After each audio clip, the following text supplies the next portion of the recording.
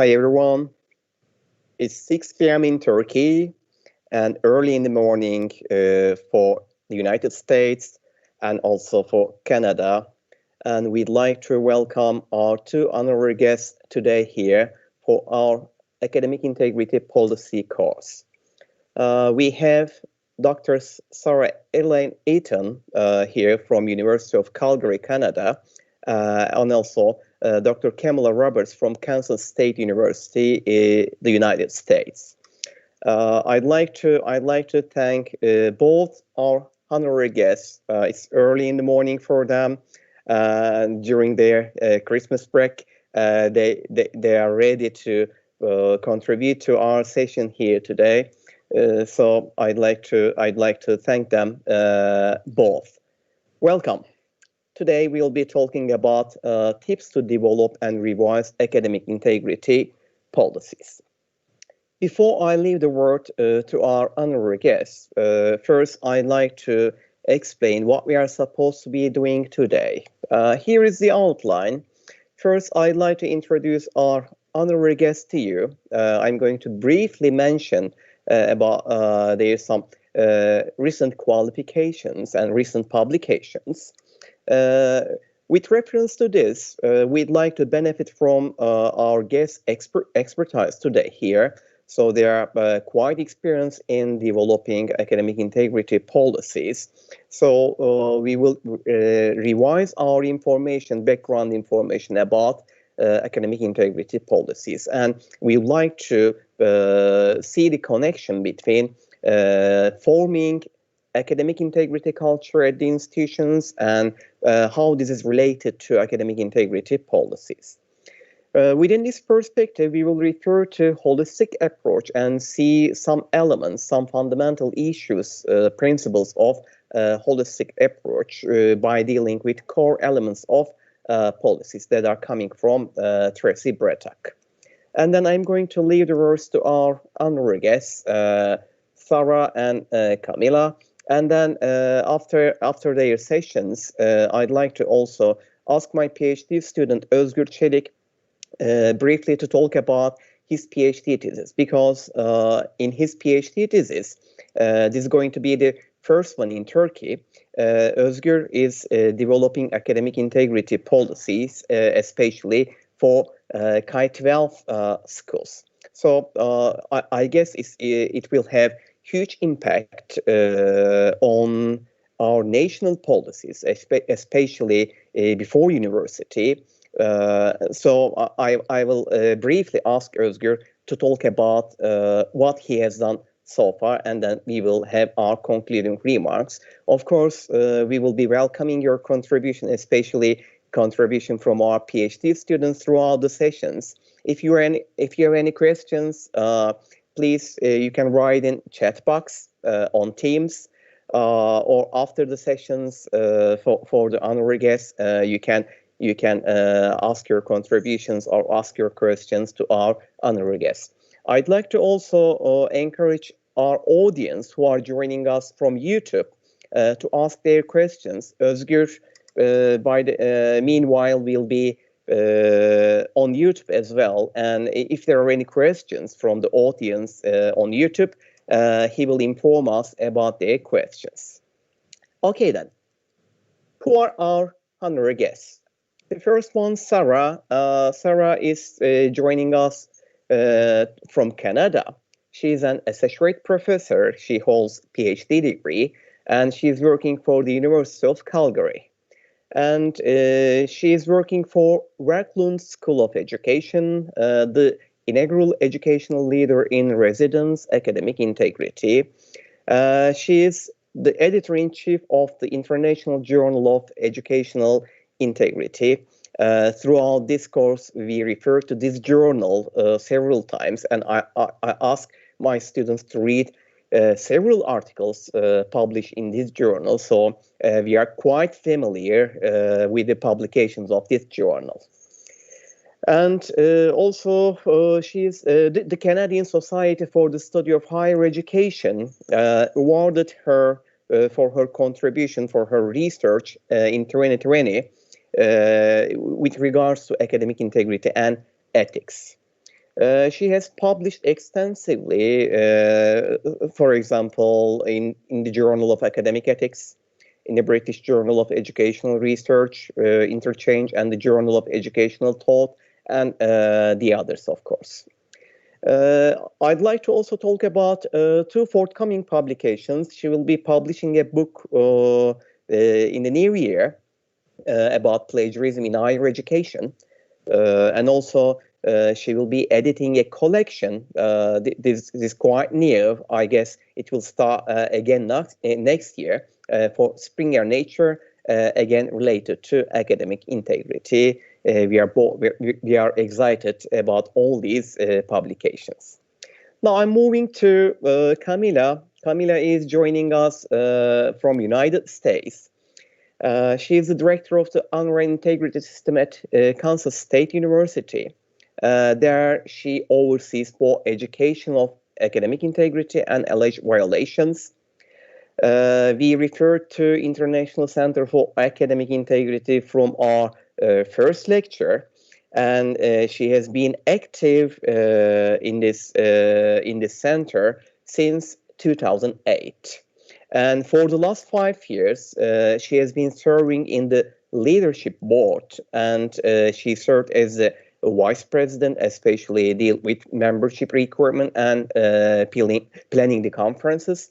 Now she's currently serving as the president of International Center for Academic Integrity. She holds psychology BA degree in 2001, and in 2004 MA degree, consular education from Clemson University, and later PhD degree from Kansas State University in the field of higher education administration. What makes her studies specifically related to our topic here is she's talking about seeing the big picture. So rather than focusing on sanctions, she's trying to, for her counseling services related to student affairs background, she's trying to help students to see this big picture related to academic integrity. If you are following the New York Times, probably you are familiar with her name because she has just made a statement there last week. Maybe during his talk, her talk, she will refer to this issue, which seems to be quite important for any nation. Okay, then now I'm moving to our lecture, our topic here. Today we will be talking about developing and revising academic integrity policies. In the previous weeks, we already talked about policies in general, and we identified that we can categorize academic integrity policies basically in 3 groups. In the first group, we put the policies which focus on detection of academic misconduct.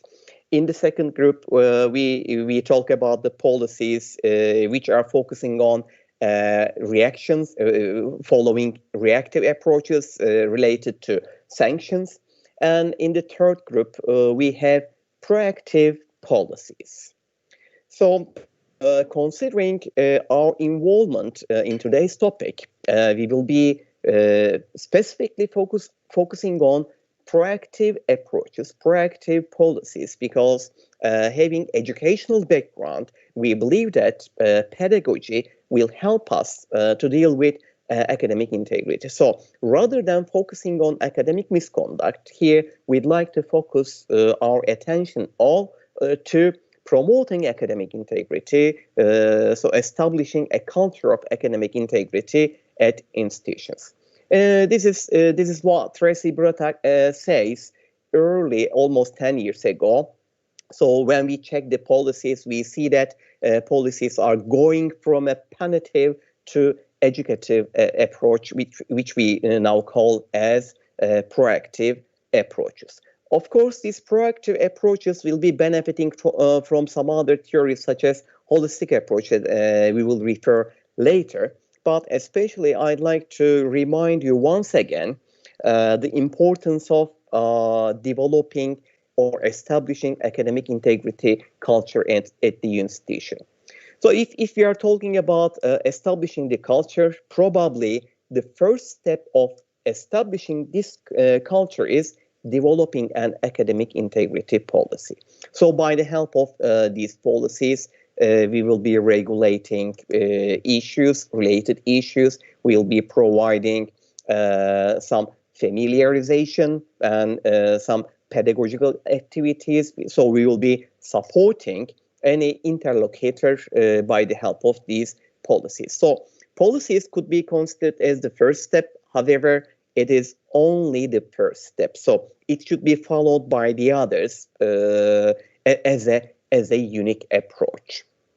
The policy, remember, will be providing a logical framework by dealing with causal links. So policies will be covering several related aspects. What are they, for example? What about the responsibilities of stakeholders? If you are talking about academic misconduct, for example, we don't only talk about student plagiarism. So what about the feedback provided by the lecturer, for example, or what about plagiarism by academics, and what about the role of administrators in preventing plagiarism, for example? So we need to see the responsibilities of stakeholders involved in this process. And then it should cover education, it should deal with investigation protocols of suspected cases, and then what sanctions will be provided, will be suggested for violations, and restrictive justice and the others. So it means that establishing the culture requires a holistic approach with multi-stakeholder dimensions. Then what do we understand from holistic approach? Here, we first refer to orientation programs. When students register the university, we deliver some orientation programs, and we try to prepare them for academic life at the university. So we try to provide some preliminary activities, some support before they start their academic career. However, such orientation programs shouldn't be restricted only with the start of the academic year or their registration to the university. In holistic approach, it's quite important to provide support to students anytime, at every stage. Especially providing awareness by using some materials, for example, some visual materials on campus. They are quite important to increase awareness. Within this perspective, for example, we know that International Center for Academic Integrity, they are organizing days.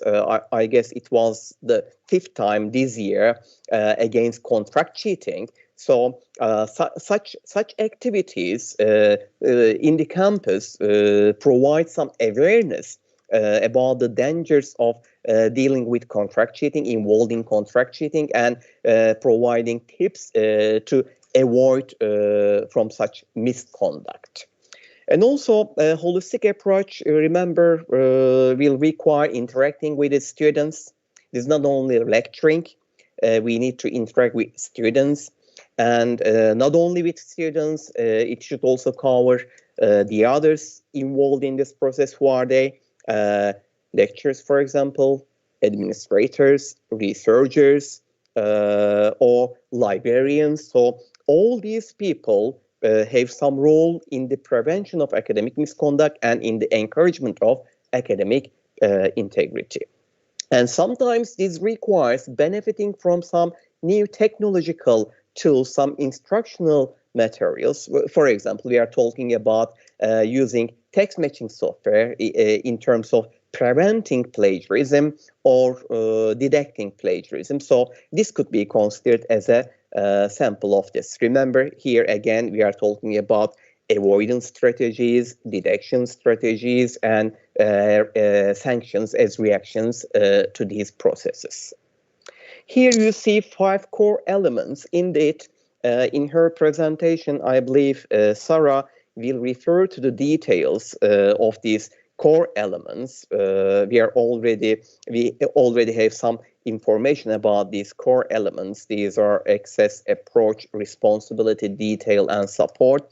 These core elements are important in the development of academic integrity policies, and I will leave the rest for Sarah kindly to talk about the qualifications of these 5 core elements.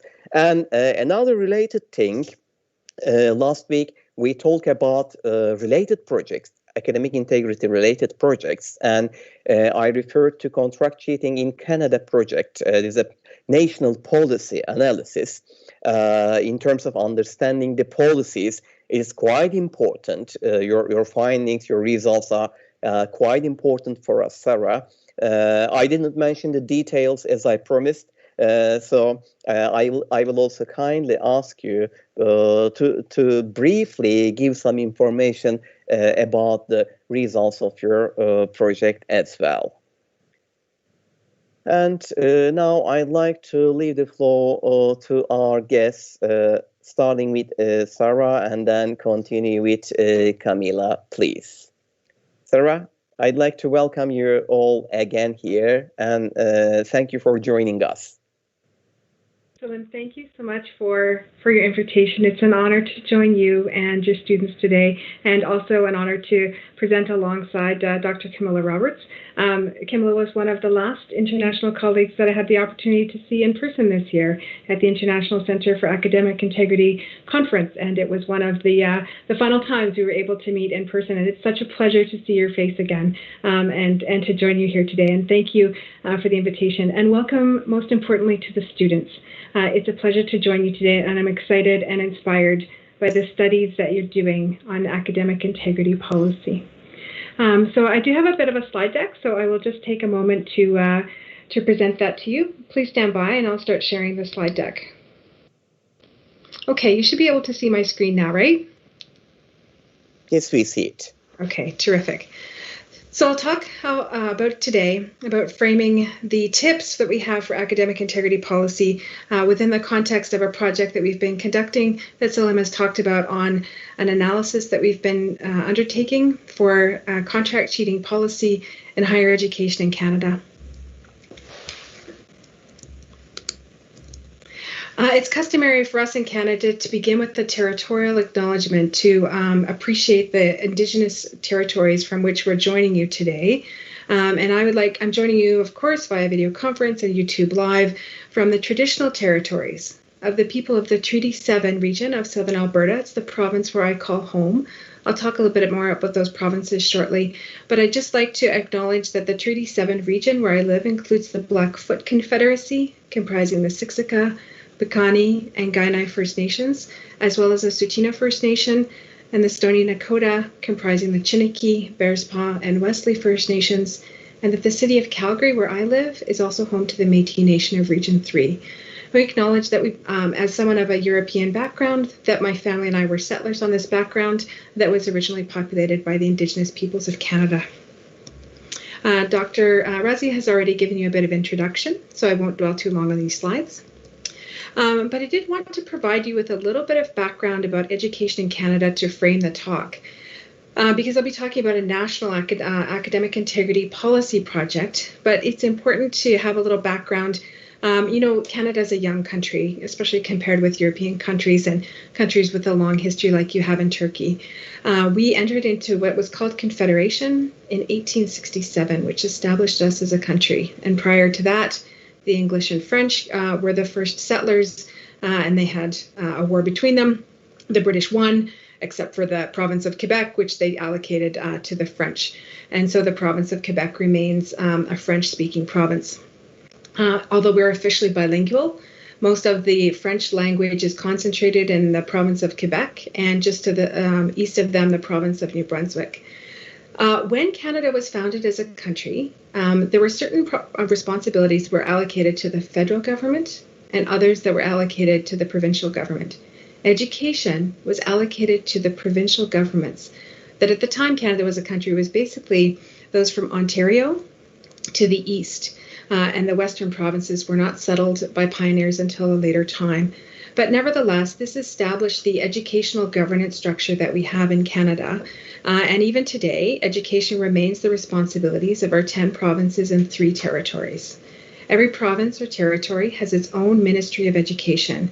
And unlike, for example, even in the United States, where they have a Department of Education, we have no such federal oversight for education whatsoever. There's a professor at the University of Toronto, Dr. Glenn Jones, who says that education in Canada defies all organizational development norms, and it shouldn't work, but it does. So every province has its own ministries of education, which can differ from one another. There's no consistency, really. Some provinces have a ministry for all education. Other provinces have separate ministries, one for higher education and one for primary, secondary education. I'm joining you today from the province of Alberta, which on your screen would be the second from the left. My city is Calgary, which was best known even today for the Calgary Olympics in 1988. And the province that I live in is about, it's just north of Montana, and my city is about a 3-hour drive from the Montana border. In terms of the economic profile of our province, we're most like the American state of Texas, with ranching and oil being the main drivers of our economy. Most of you, if you know a little bit about Canada, will know probably the most famous city, Toronto, is in the province of Ontario, which is in the center of the city. And I offer this so that you can understand why we undertook this. It's a national project, but we had to go sort of province by province because there's no ministerial oversight for academic integrity. There are quality assurance agencies that operate at an arm's length. Most provinces will have their own quality assurance agency, with the exception of there are 3 provinces on the East Coast that they share a quality assurance agency. New Brunswick, Nova Scotia, and Prince Edward Island have the Maritime Provinces Higher Education Commission. Otherwise, quality assurance is managed at the provincial level. And so this kind of gives you a little bit of a sense of how things work in Canada with regards to education. I was telling Salim before our session today, you were talking about will we be having classes online for the winter semester, the spring semester, and the summer. Our university has decided, for example, that all classes that can be online will be online until August of 2021. But this is a decision of individual universities here, not of a provincial or federal government decision. So this is a decision that's been taken by the university where I work, for example. The project really started, the national policy analysis started after a literature review that I conducted with a graduate student on strengthening the research agenda for academic integrity in Canada. So you'll notice, of course, it was published in the International Journal for Educational Integrity. And one of the things we found from that study that there was a lack of collaborative research in Canada and a lack of national level research. There hadn't actually been very much published in Canada in terms of research prior to about 2017. And after publishing this paper in the journal edited by Dr. Tracy Bertag, she very kindly met with me to talk about, okay, how can we improve the research profile of Canada in terms of making a better contribution, elevating our collaboration, and doing more work at a national level. And she advised me to start with policy for a couple of reasons. She said that, we don't require ethics review board approval to conduct a policy analysis, that the documents are generally, at least in Canada, generally available online, and that it can be an easy way to start undertaking some research. And so we did that. And she gave me some advice before I started. And she said to go sort of either province by province or region by region, because there would be too many universities. So as you saw on an earlier slide, there's approximately 100 publicly funded universities in Canada and publicly funded colleges as well. There are a few private universities, but unlike the United States, for example, these are not the norm in Canada. They're very specialized. Publicly funded universities receive money from the government as well as through tuition. So she advised me to start small, to not try and do the whole country at once because it would be too overwhelming, and also to work in teams with people and to use the project as a way to build research capacity in our country, but to keep the team small as well, to about a maximum of 6 people, because then we were able to focus on the work and achieve the project quickly. So this was born out of this project, recommended actually by Dr. Tracy Bretague. It completely grew out of her recommendation and her mentorship. And so we began the project in 2018. The project has not been funded, so we've been working on it, many of us, as we say, from the side of our desk. But nevertheless, we wanted to do it as a way to better understand what was happening in our country. In terms of the project objectives, we wanted to understand what were the existing components of academic integrity policies and procedures with a particular lens on contract cheating. We know that not a lot of research has been done in Canada on contract cheating, and again, we thought policy would be a good place to understand at least how are we treating it and how are we understanding it through our policy documents. We wanted to understand gaps in the policies and also to evaluate them against the existing frameworks, the one that Salim showed you earlier from Bretague et al. And also, to look at a multi-stakeholder approach and how evident was that in these policies. And then we also wanted to compare supports for students, for example, through student affairs offices, and then develop and communicate some recommendations. So you can see the project had some fairly ambitious objectives. We started with an overarching research question about how do post-secondary institutions in Canada address contract cheating in our academic integrity policies and related documents. Here in Canada, typically we say higher education or post-secondary institutions. There's no official definition between those two. They can be considered the same. Some people might say higher education is universities, post-secondary might include colleges, but often we will use those two terms interchangeably in our country. So this was the overarching research question, but we noted that various sub-projects may need to just adapt the question a little bit depending on the region. Okay, so the overall architecture or design of the project. We divided the country into regions as Dr. Bretague had suggested to us, and we started with Ontario colleges because we had a group in the province of Ontario that was interested in looking specifically at the colleges.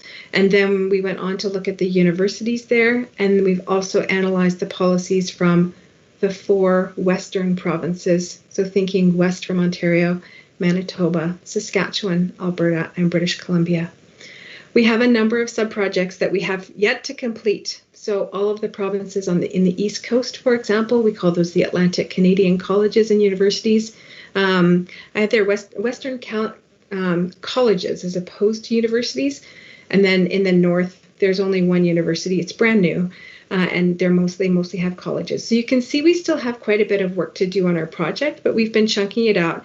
And with each phase of the project, so as the principal investigator, I've been working with teammates from each region to help build capacity and interest in academic integrity research, and also to understand policy analysis for higher education. So you've seen this icon before with the 5 core elements of exemplary academic integrity policy: access, approach, responsibility, detail, and support.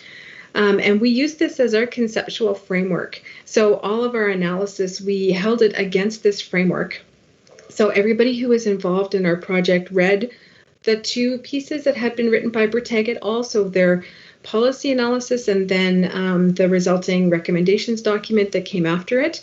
And I will add as well that when I spoke with Tracy Bretague about the project, she had also mentioned a thesis that their group had drawn on by someone named Anne Grigg in Australia. And so we also looked at Anne Grigg's thesis from which Bretague et al. Had built their work. So we went back and we were tracing the history, if you will, and following the breadcrumbs so that we could, we didn't have to reinvent the wheel, that we were already using an established framework that had been published.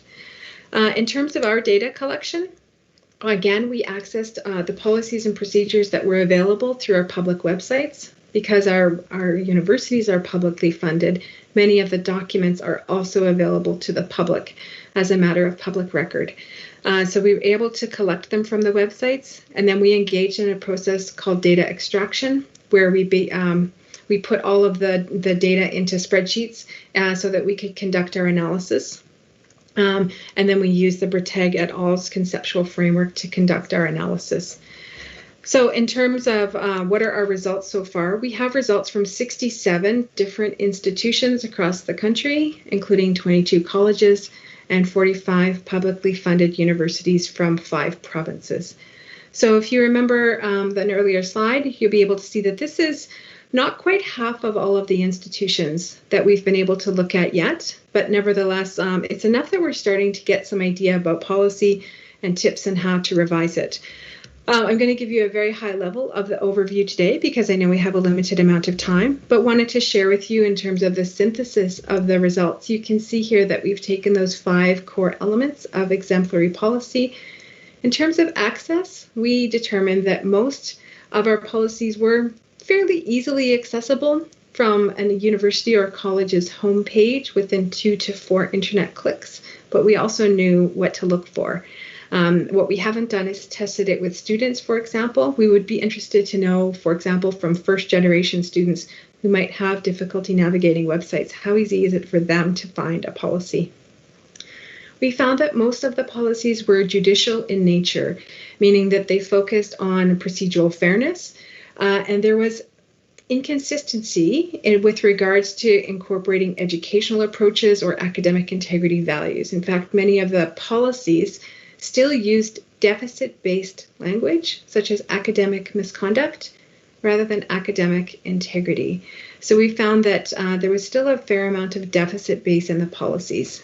And in terms of responsibility, most of the policies focused on students as being responsible for their behavior, rather than saying that there was responsibilities for faculties. So we found that in general, so far Canadian institutions have not yet adopted the multi-stakeholder approach that has been advocated for more than a decade now by Bretagne and also by people such as Don McCabe in the United States.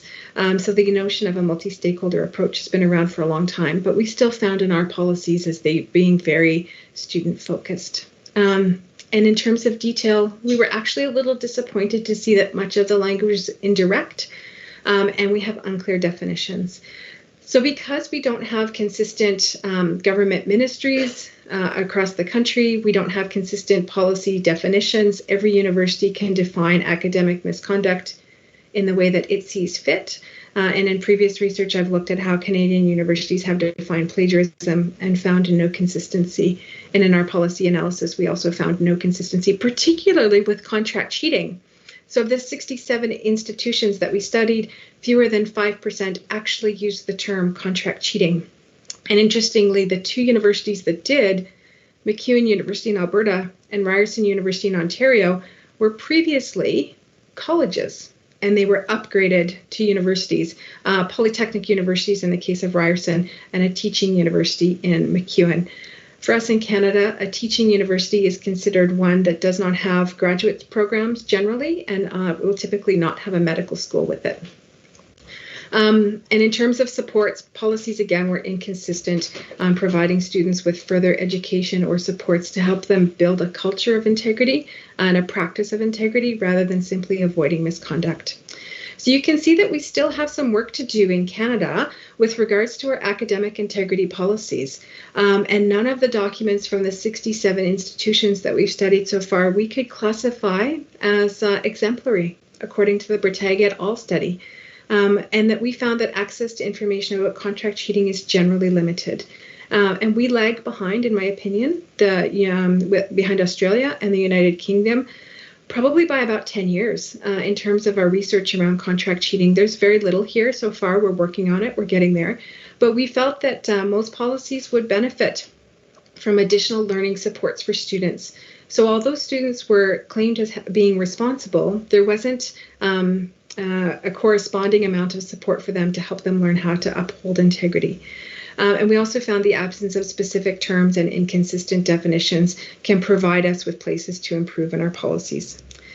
So in terms of our limitations, this was an English-only project. So even though Canada is a bilingual country, the reality is that fewer than 20% of Canadians are bilingual in both official languages. So the research teams that we've been working with are primarily English-speaking or have a language other than French as their second or additional language. We've only looked at publicly funded institutions, and we've only looked at publicly available documents. So if things were within a portal, for example, or like a Teams site or something similar, we would be unable to access that. And because our project has been unfunded, it's been voluntary, it's been a project of passion, it's been a little bit slow progress, but we've been able to make good progress, and we have plans to continue the project. So despite our findings, we have some recommendations that we think gives us hope and direction. So we feel that we need to advocate for contract cheating more explicitly in our policies, and that we really need to focus in general in our country on providing better supports for our students through our student affairs offices, libraries, and in our classrooms, so that students understand what is expected of them and what the consequences are. And we really need some better clarity around definitions.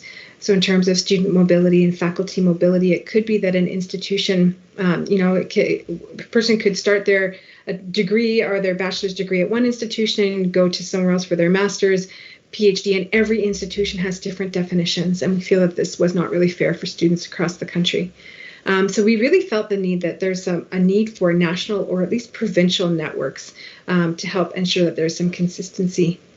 And we're also working now to more explicitly connect policy education to quality assurance in higher education. So to wrap up, the good news from all of this is that we're better able to understand the academic integrity through a policy lens now across 5 provinces, and that our recommendations are evidence-based, and we've gone into dozens and dozens of documents to provide the evidence base for the recommendations. For us, one of the exciting things is that the work has provided opportunities for researchers to collaborate from different institutions and different provinces, which is something that we've lacked in our country. And we're building a network, not only of advocates, but also of scholars. And that's pretty exciting, actually. So now there are people across the country that can call each other up and talk about research and scholarship through this. And we've been able to, we call it knowledge mobilization. So the ways in which we've disseminated the findings from our project, we've been able to do that through publications, peer-reviewed scholarly publications, and conferences such as the International Center for Academic Integrity Conference, where we've been able to present on different phases of the work for a couple of years in a row. So that's been an exciting opportunity for us. So I'll take this opportunity to wrap up there and let you know that I have these references here for you. And in terms for the students who are enrolled in this course, I've also uploaded the entire slide deck to the team site so that you'll be able to see it there. And with that, I'll stop sharing my presentation and pass it back to Salim.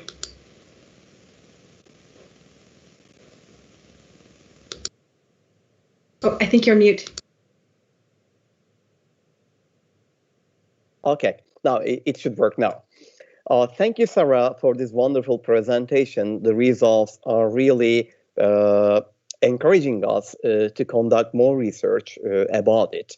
And I'm sure it will contribute your findings will contribute us to reanalyze our findings. Maybe I'm sure Özgür will thinking about something else in order how to analyze or approach his data. With reference to your findings. And you were so lucky that you received support from Tracy. I had the privilege that Tracy visited me in my office 2 years ago. And the first thing she did when she was in my office was working on my laptop and writing the web page for her tool to develop policy. Salim, what you need to do here is develop policy. So you can use my tool, and but it was 3 years ago, and it requires some time. So we are still working on it, and I wish we could still receive support from Tracy. So it was so good. It was so good for you to receive her help. One thing related to your recommendations, you're asking for more collaboration, especially in Canada. And I guess if Martina Peters' project on scrapbooking strategies for the prevention of plagiarism in university students, if she managed to start her project, I believe this will provide great funding opportunity for your country, not only for your country, because it covers many other countries as well. So I guess it will significantly contribute to all of us. And another thing that was interesting, you referred to deficit-based language in the policies. Especially this was related to contract cheating. And a few weeks ago, we had Thomas Lancaster with us. And he also referred to his Google search, and he insisted that still when we check the related publications, academic misconduct appears to be the dominant terminology in the field. So this is, I think, as the researchers in this field, as the scholars, that's one thing we need to change. We need to promote academic integrity rather than focusing on academic misconduct. Okay, I'd like to thank you once again, and if you don't mind, I'd like to ask for any contribution from our PhD students before we move to Camilla. Are you happy with this, or shall we leave this session to the end? Which one do you prefer? As you wish. Okay, so I guess there is some contribution from Miranda. Miranda, would you like to ask your question, please? Yeah, sure. Thank you, Mrs. Eaton. It's really an impressive study. It's something that we can, hold on to and, probably use as a framework in the future here in Turkey, together with Tracy Pratak's studies. But I was wondering that about this community. You said in the conclusion that the community and network you're building through this project, is it still, something that is happening individually and based on people's motivations, or is it something maybe that's happening through an organization or a governmental body, or what is it exactly? I would say right now we're a group of practitioners and scholars from different universities who come to know each other sort of informally through our networks. And, I need to give acknowledgement to another board member from the International Center for Academic Integrity, Amanda McKenzie, because she's been instrumental in organizing a Canadian Day every year at the conference that allows Canadians to network and to get to know one another. And through that, particularly the people in the province of Ontario near Toronto have a very good network, a very established network. But I mean, our country is massive in terms of geographics. So, for example, if I wanted to go and visit my colleague Amanda McKenzie, it would require 4 hours on a plane for me to go and see her. So geographically, we're quite separated. And the way that we would develop our networks informally, of course, would be through Zoom and through Teams. And we were doing this sort of before the pandemic. The pandemic, of course, has accelerated everybody's skills with the video conferencing technologies, but we were able to use tools such as video conferencing to informally develop our networks and use them for research team meetings when we had researchers working across different provinces and across different time zones. So in terms of our collaboration, it's been volunteer.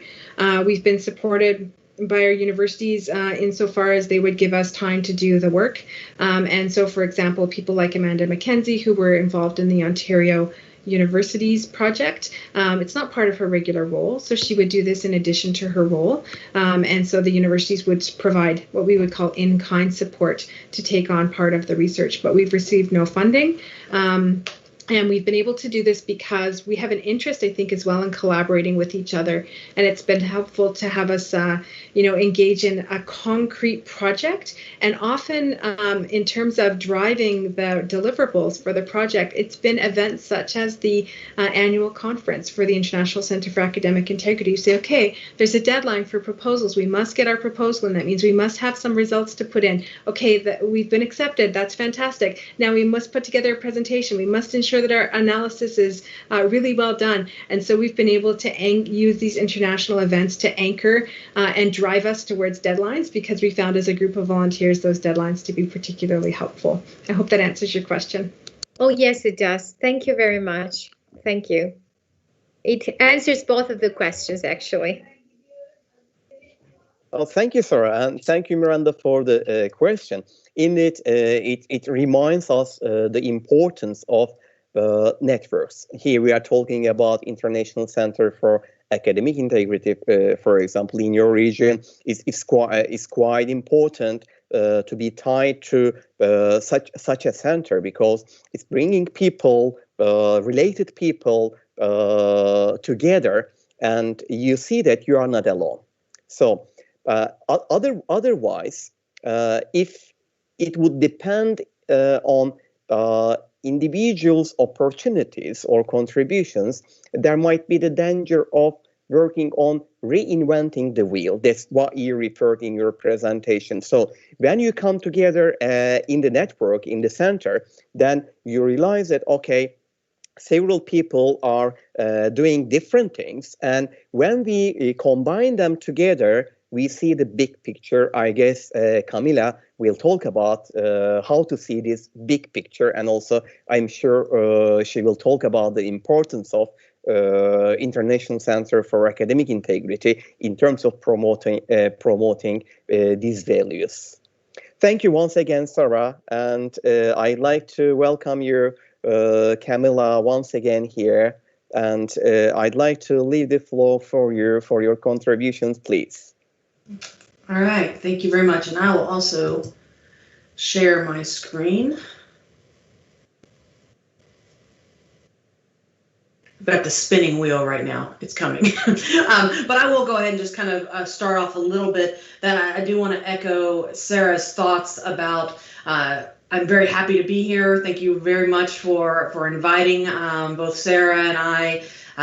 And what you were just mentioning in between about International Center for Academic Integrity, it's when I started with International Center for Academic Integrity, we really weren't that international. It was the U.S., it was Canada, maybe some people in Latin America, and maybe a few people other places around the world. And it really is pretty impressive where we've gotten to at this point, and seeing, especially that the International Day of Action Against Contract Cheating, all of the people who were involved in that from around the world, and we're having a lot more conversations about academic integrity in general from around the world, and so that's very exciting, and it's neat to see that when previously it was very much of a North American organization, and so that's really neat to see. A little bit about me, as we're still trying to, I don't know why it's not still letting me share my screen, but we'll make do with it. That's what you do with technology. But a little bit about my background, as Salim mentioned in my introduction, I am more of a student affairs, had more of a student affairs background. I actually worked in residence halls on campus for many years. That's my original background. Thought that's where I was going to be, and kind of stumbled upon academic integrity, and have been there since about 2008, I guess it was, when I first entered into academic integrity. And so I would definitely see myself more as a practitioner rather than a researcher. And so that is why I do focus a lot on the student aspect of academic integrity, and also helping them see why this is an important topic throughout their life, rather than just their time in the university. Now, a little bit about the U.S. education system.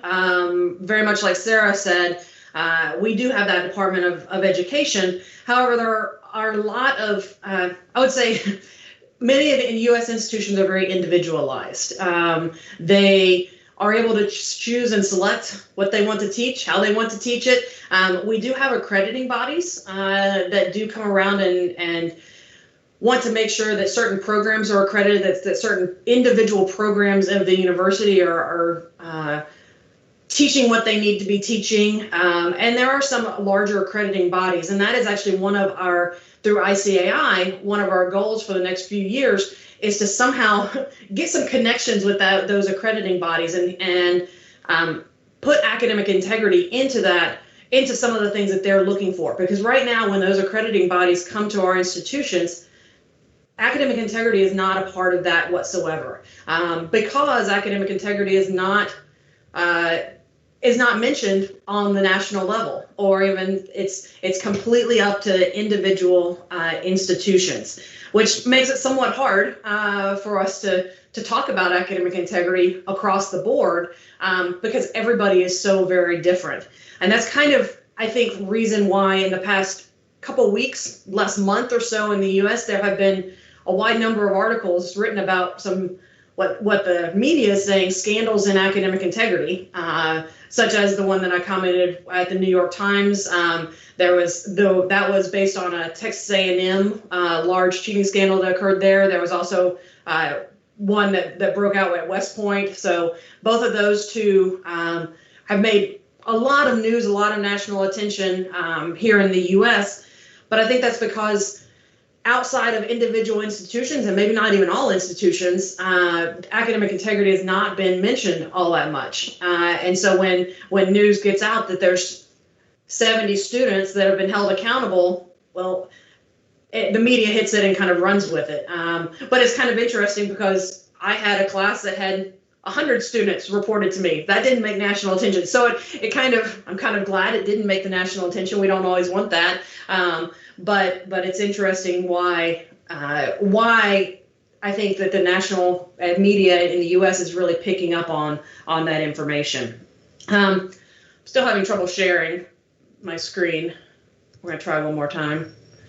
But so as I said, that I am more of a practitioner, and so what I want to talk to you today, and I will upload my presentation to the Teams Drive so you can have it. You just might not be able to see it as I'm going along. But what I want to talk to you about more today is how do we develop these policies? How do we revise them? More of the practical approach rather than some of the reasons. But I think some of the things that Sarah talked about is I'm going to reiterate as well. But if we think about some of the basic steps of how to do policy revision or developing a policy from the beginning, the steps that are included in that are very similar for both ways, for both the revision and the developing. So the first step is, if you have a current policy, you need to review it. You need to look and see what is there. Are there things that need to be changed? When we think about developing that culture of integrity, some of the things that you really have to think about is, what is your mission of your institution, or if you're able to do it as an entire country, what is the mission of academic integrity and of academics in your entire country, and the values, because you want to make sure, if you're going to have this as a culture of academic integrity, that your policy falls in line with your mission and values. And hopefully that's not a hard jump to make. Otherwise, we might have some concerns about the institution's missions or values if academic integrity does not necessarily fall under that.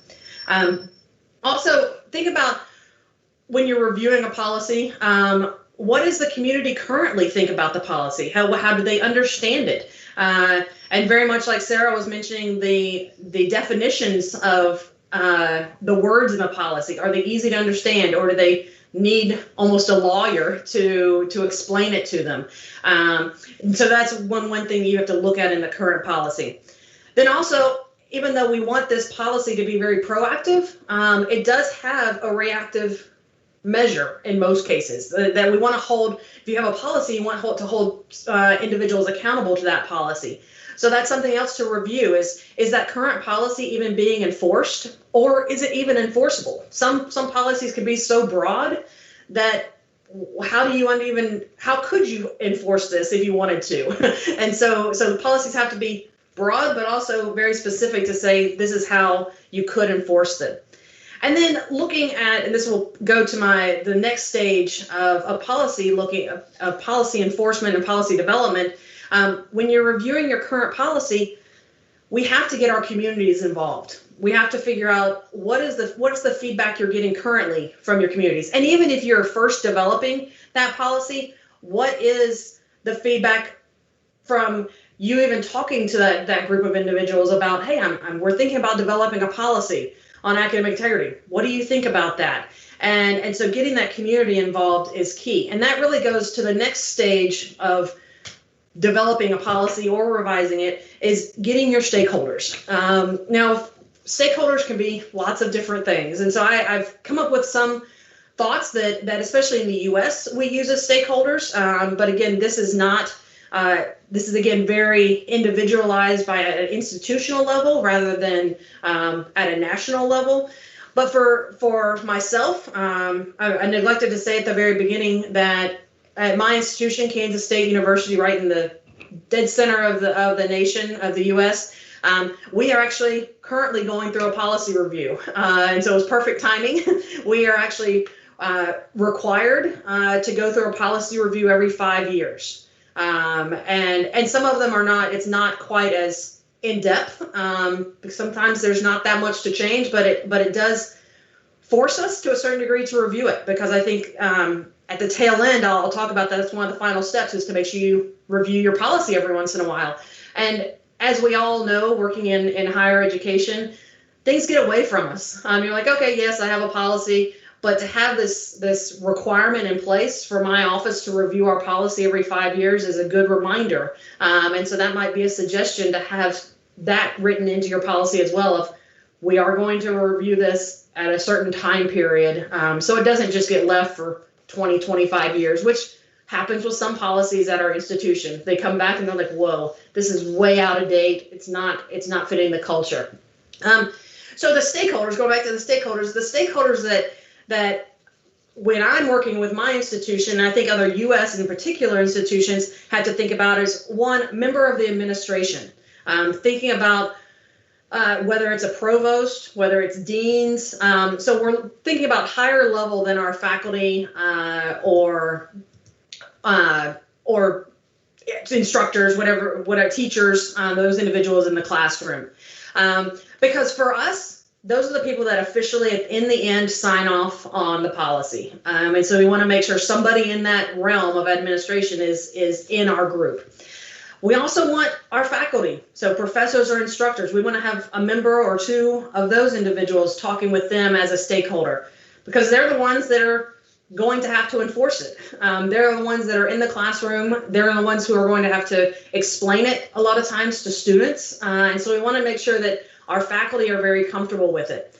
Now, a struggle that we have at Kansas State in particular is that the governance of our university, we have the president and we have a provost. The provost is kind of the leader of all academics, but then we have very much like a student government for both undergraduate students and graduate students. And then we also have a faculty senate, which is a group of elected professors and instructors that they are able to then make decisions. And so for my institution, my policy has to be approved by the undergraduate group, the undergraduate student government, the graduate student government, faculty senate, and then approved finally by our provost. So I joke around with some people in my institution that to get something approved is similar to an act of God. To have everybody agree on one thing can sometimes be very difficult. But we want those people involved still, even though it makes it sometimes more difficult. We want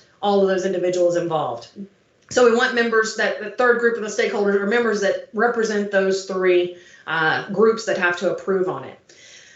We also encourage people to get members of the offices of the Academic Integrity Office or Conduct Office, whatever main office is going to oversee this policy.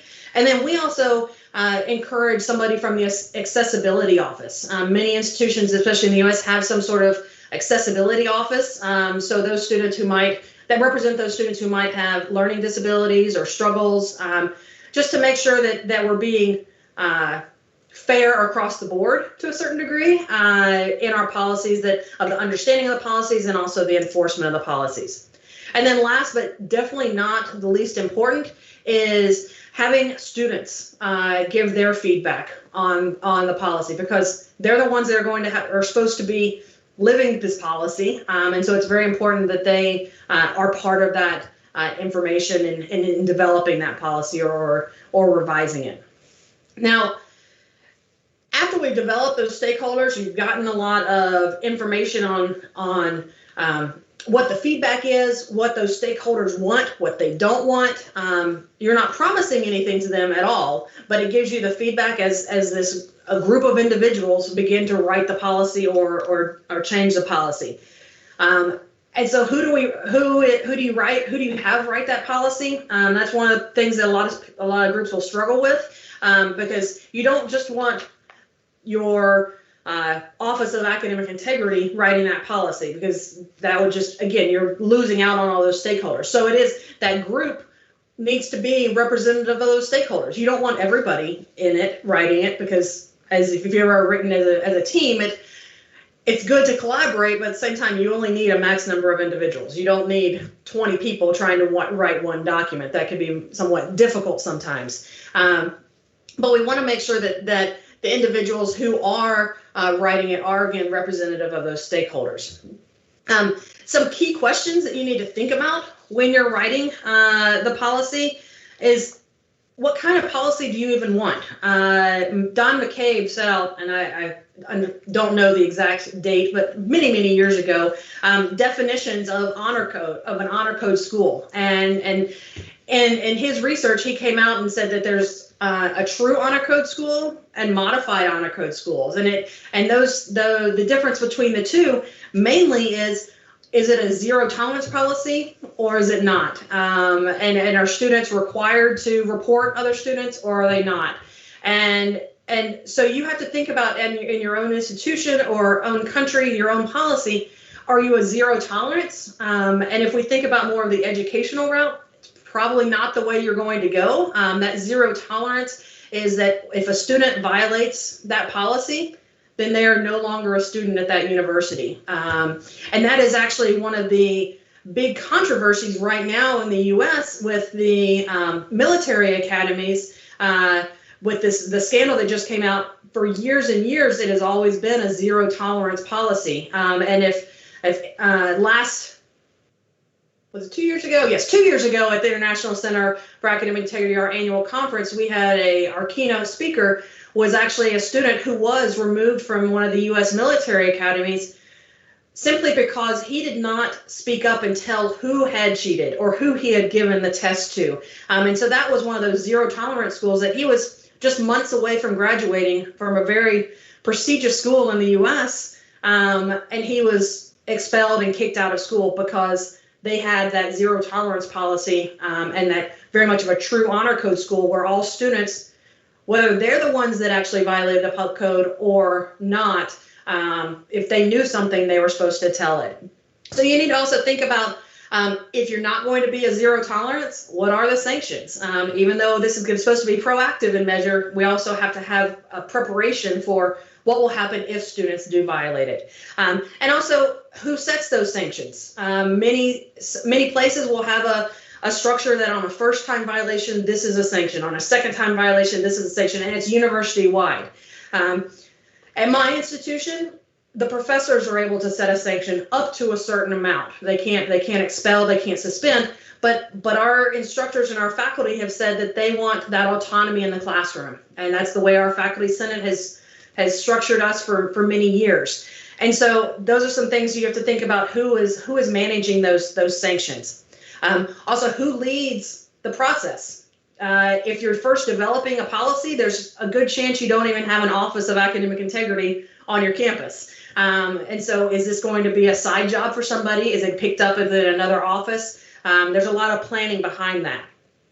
And then also, I think it's very important that to help figuring out what to write in the policy, you have to use some of the data that you have. And if this is your very first policy, it might not be hard, fast data, but talking to those professors and hearing what are the common concerns that you're seeing? What are those common violations?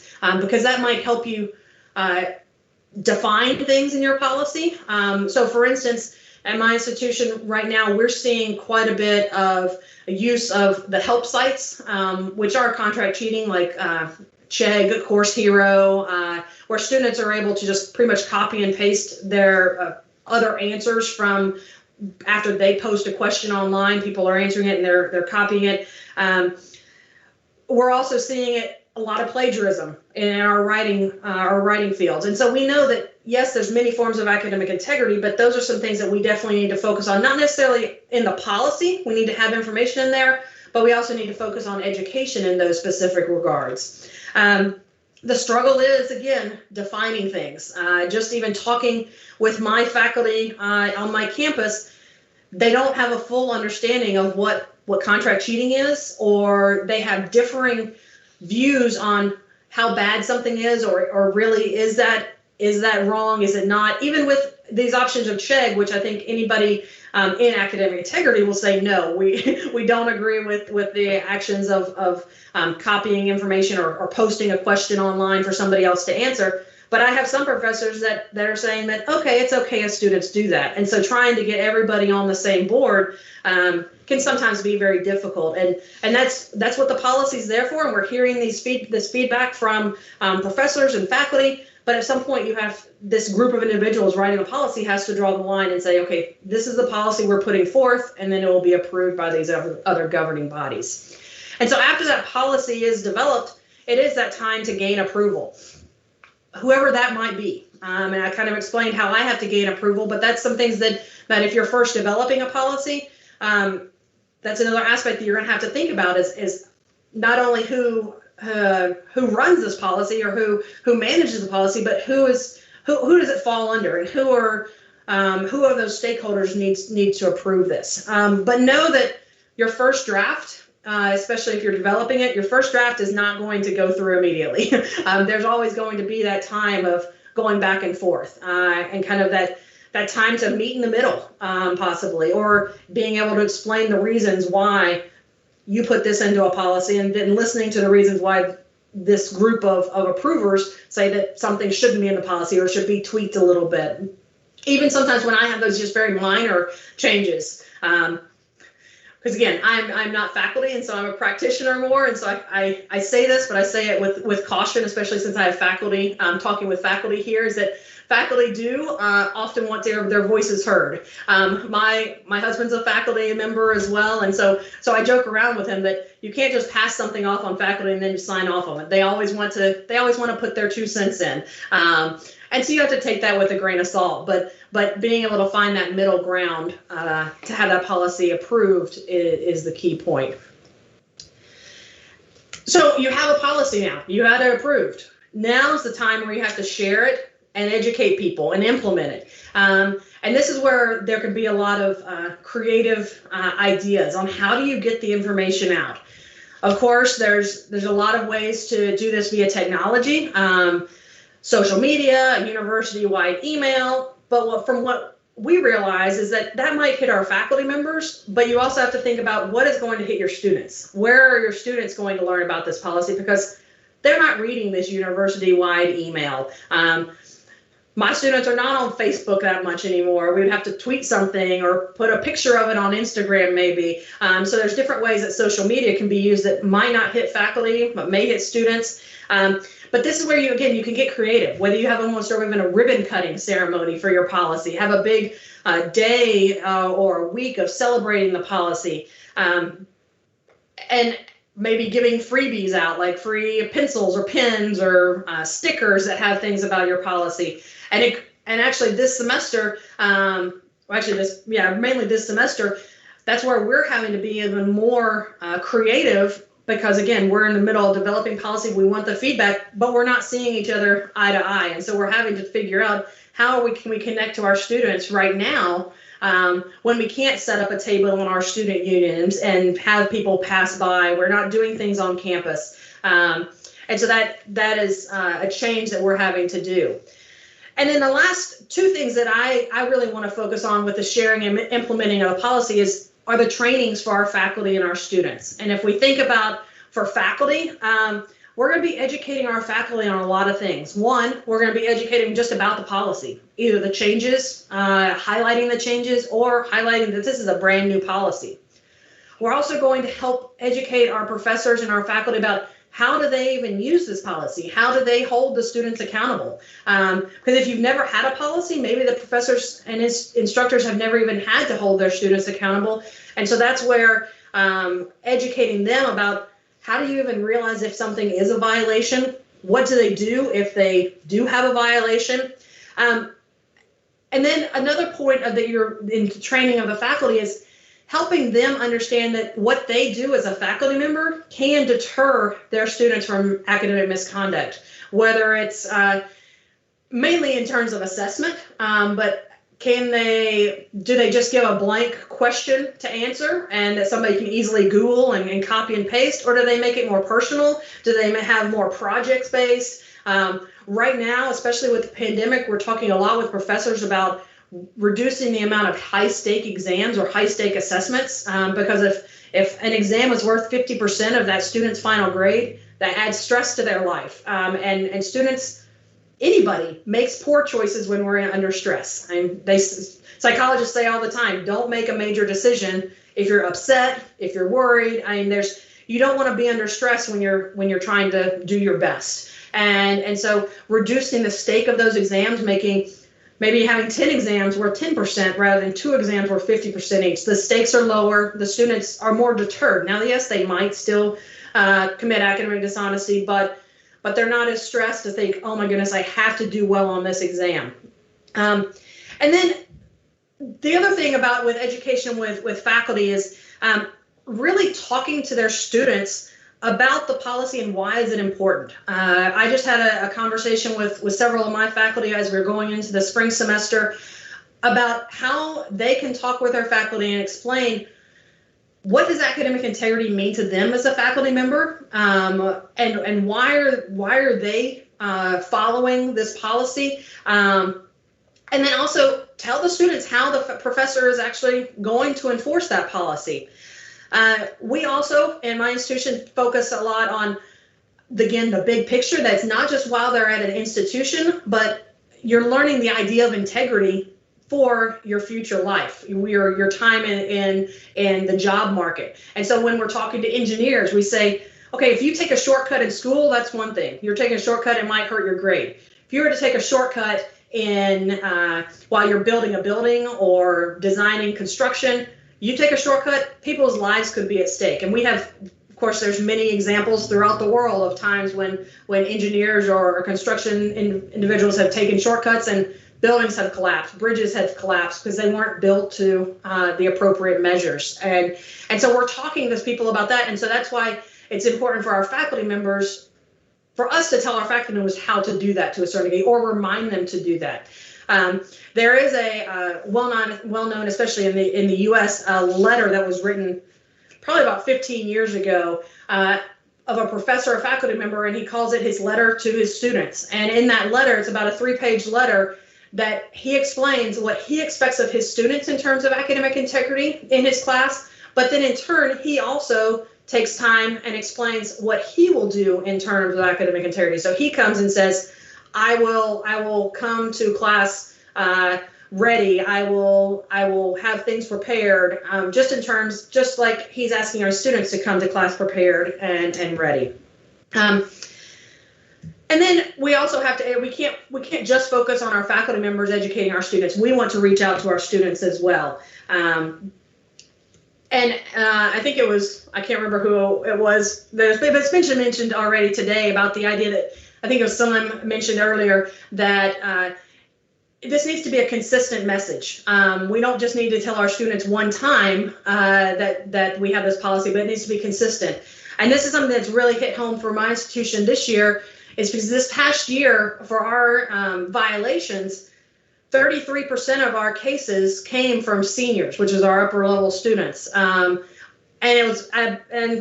juniors were about 30%, and it went down, and our freshmen were our lowest numbers of cases. And so in many places, they think, oh, it's the freshmen. They're new to the institution. They're new to the university, and they need to be educated. Yes, they need to be educated, but we're now really seeing with data that our seniors and our juniors need to be reminded of the policy as they go on, because their life changes as well. Again, the stakes might be higher as they're in their main courses. We encourage classroom presentation. So my office goes out and talks to students where they're at. But again, we know that some students aren't going to listen all the time, or they're not going to hear it until they might get caught, but we still try to get it out there to them. Tables around campus that students will see. We chalk our campus so people go out and draw on the sidewalk about the policy.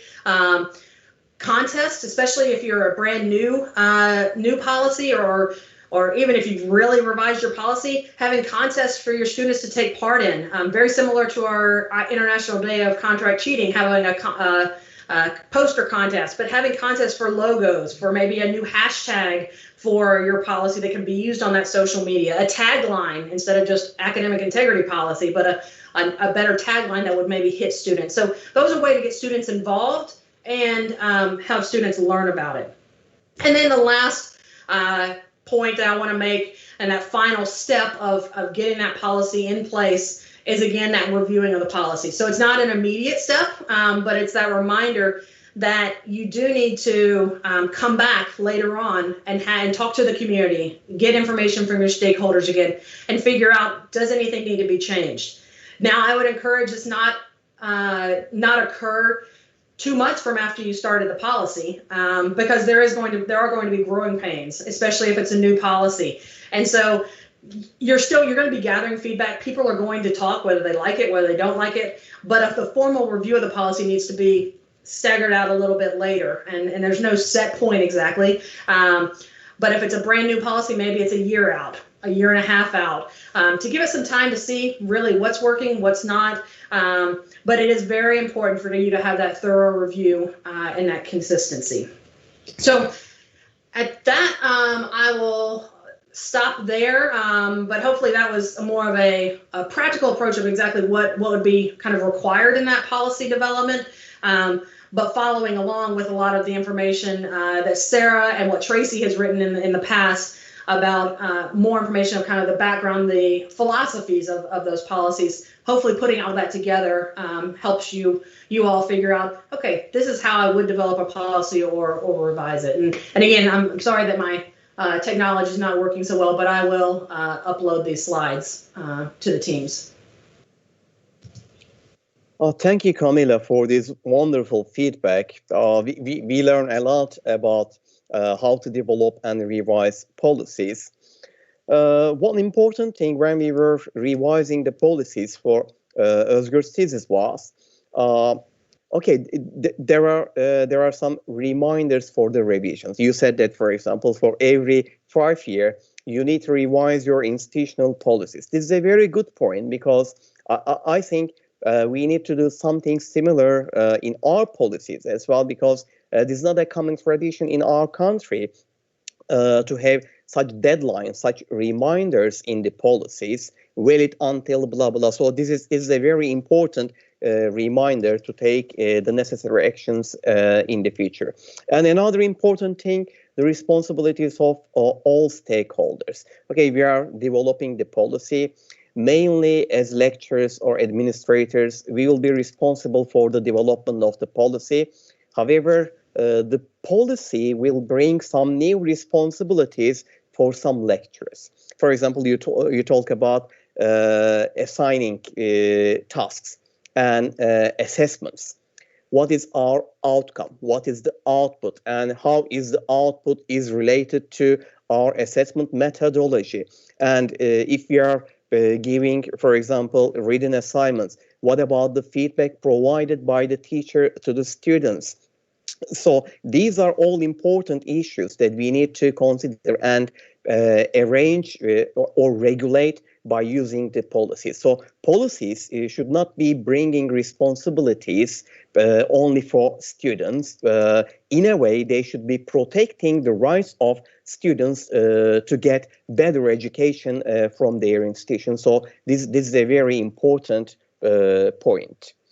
So I want to jump in and comment on that. The idea of protecting the students. In our policy, we say that our policies are for the due process of the student, to allow the student to be able to have their voice be heard, because you don't want just a one-sided policy that if an instructor submits a violation to say this student cheated, that's said and done. Like there's no looking into it. Did it really occur? Did it not? And so that's one way that we can help our students agree to our policy to a certain degree, because they see that, wow, this policy is really trying to protect me and is going to give me my voice being heard just as well as that instructor.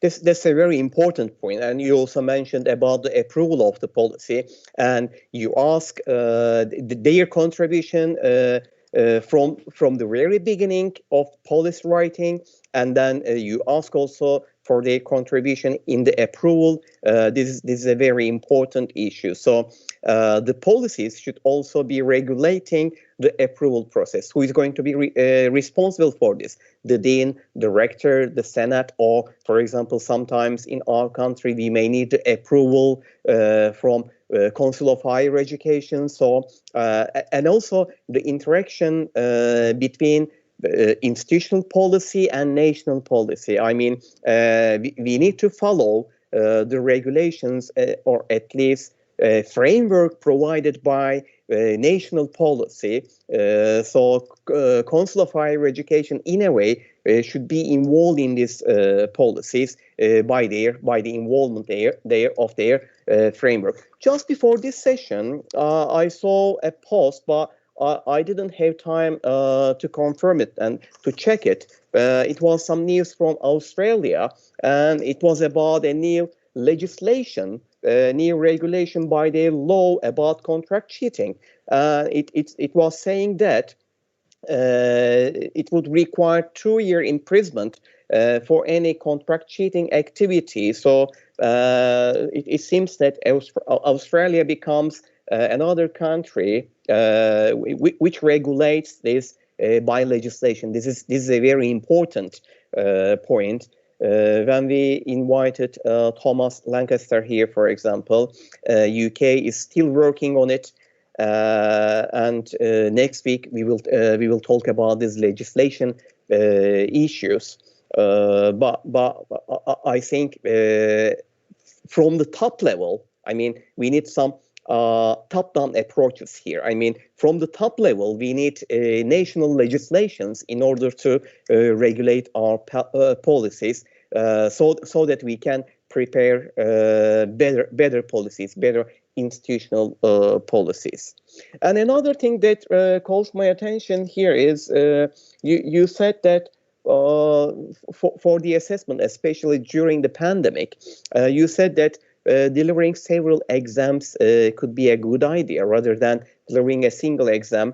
It seems to be reflecting US policy indeed. For example, in TESOL examinations, they ask shorter passages to the readers to read in order to avoid content bias. However, from UK perspective, for example, in IELTS examinations, they ask larger text to be read. So this might be a difference between United States and Europe, maybe. However, of course, it is understandable, and I believe that testing shouldn't happen at once, especially during the pandemic. And if you are talking about, for example, writing, then there wouldn't be any point in delivering examinations. Instead, we can focus on assessment for the process approach, for example. This was the another point that attracted my attention. I'd like to ask one thing, please, Camilla. What if, let's say, for example, the student committee, if they do not approve the policy, what happens then? That's that time of going back and forth and really trying to figure out what are their reasons for not approving either the entire policy or a part of the policy.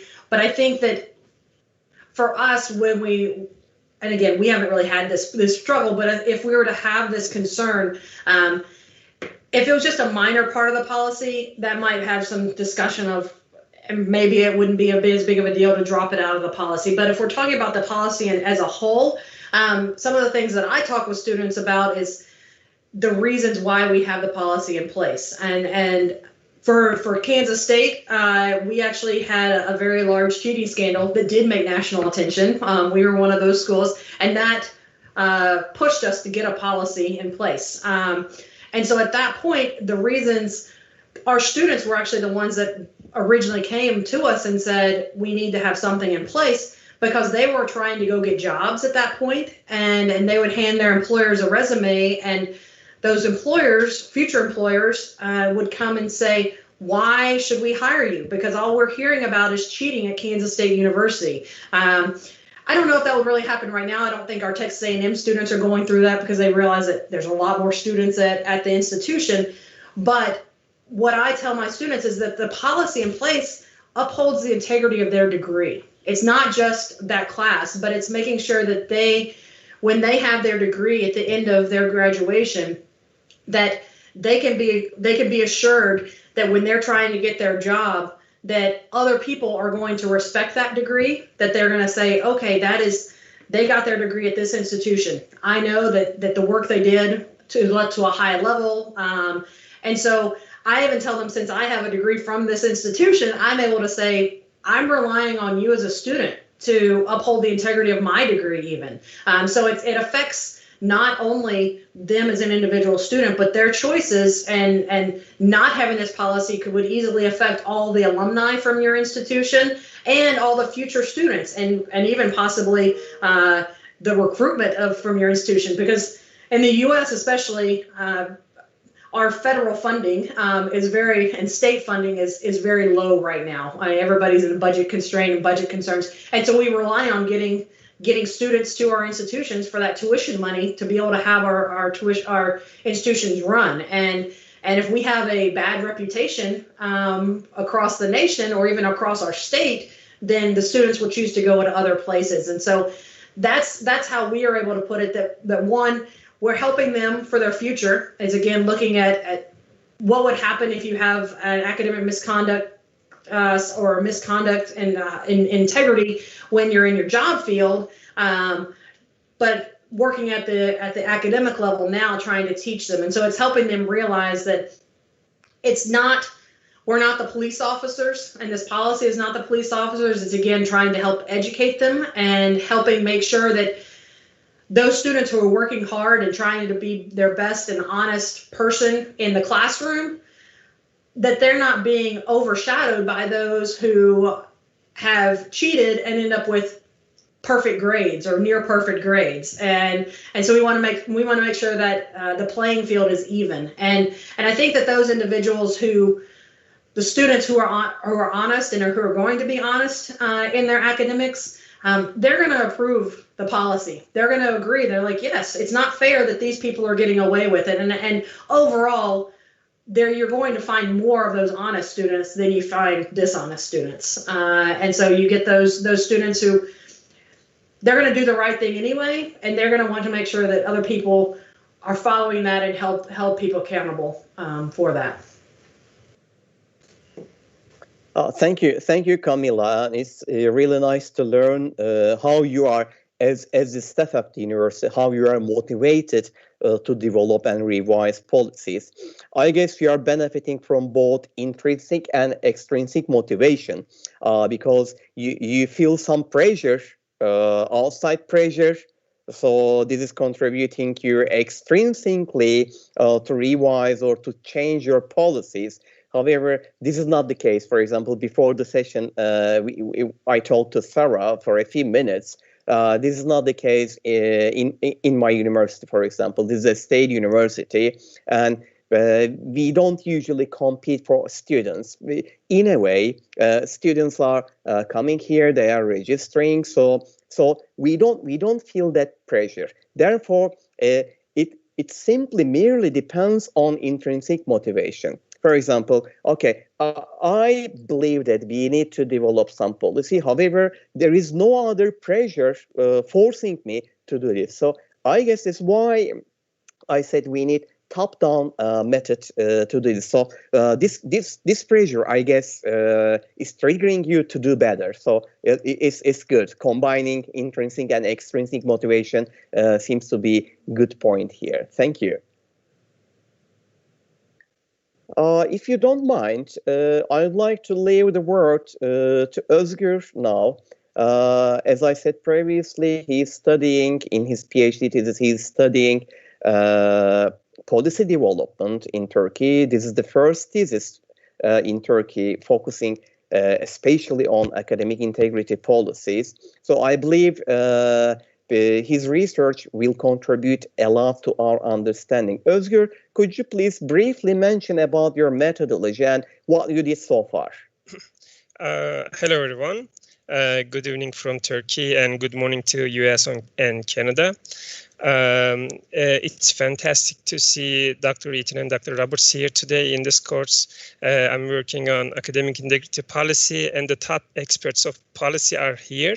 And it's like this session is like academic integrity policy heaven for me today.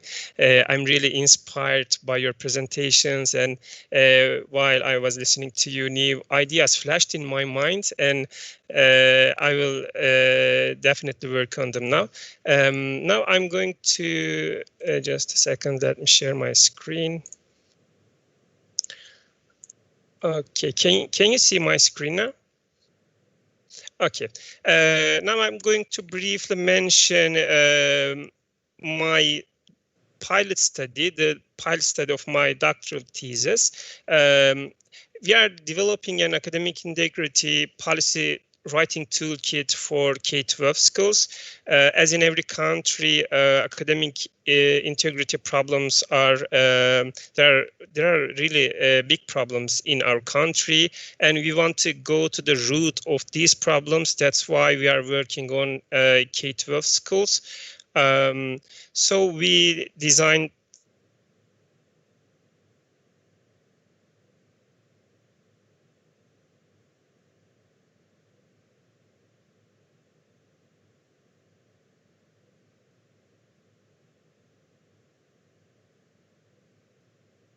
Do you hear me? I guess the others hear me. However, I feel that we are experiencing a technical problem related to Özgür's connection. Özgür, could you please, if you are hearing us, could you please reconnect? We don't hear you right now, but briefly, let me talk about the basis of your thesis to our audience briefly while you are reconnecting. The idea behind the thesis was Hocam? Okay, Özgür, we hear you now. There's a problem with my connection. Okay. Okay, I will continue now. Sorry. Okay, I was mentioning about the first premise of our study. Just a second. Okay, so we believe that academic integrity is best achieved by creating a culture of academic integrity at the institutions, and so developing an academic integrity policy is a prerequisite for creating a culture at the schools. And our second premise is that these policy documents are not off-the-shelf documents, and they are not one-size-fits-all products. So they should be institution-specific, and also they should have an universal perspective. And so each institution, each school should devote considerable time and effort to develop their academic integrity policies. And our third premise is that the developing process is really challenging, and it requires a systematic effort. And institutions may need a guideline here to develop their academic integrity policies. So with this motivation, we try to develop a tool, a guideline for K-12 schools. In order to do this, first we created a corpus, a policy corpus. We collected academic integrity policies of K-12 schools from all over the world, as you can see here. And we had 79 policies in our corpus, and we made a preliminary thematic analysis, content analysis first using the MaxQDA software. And in the first place, we identified 39 main themes and 151 sub-themes. Then we made a focus group study with Shiva and Zinat together. We used some kind of Delphi technique, and we translated the emerging themes here into sections of an academic integrity policy. We did in 2 rounds. Here you can see the sections of academic integrity policy are the end result of our thematic analysis. And then I made a secondary thematic analysis on the sections that we decided. For example, one of our sections is schools' stance to academic integrity, and I extracted the passages from the policies here, as you can see, and I made another content analysis, and I identified the topics in this section. I identified the topics to help teachers how to write this section.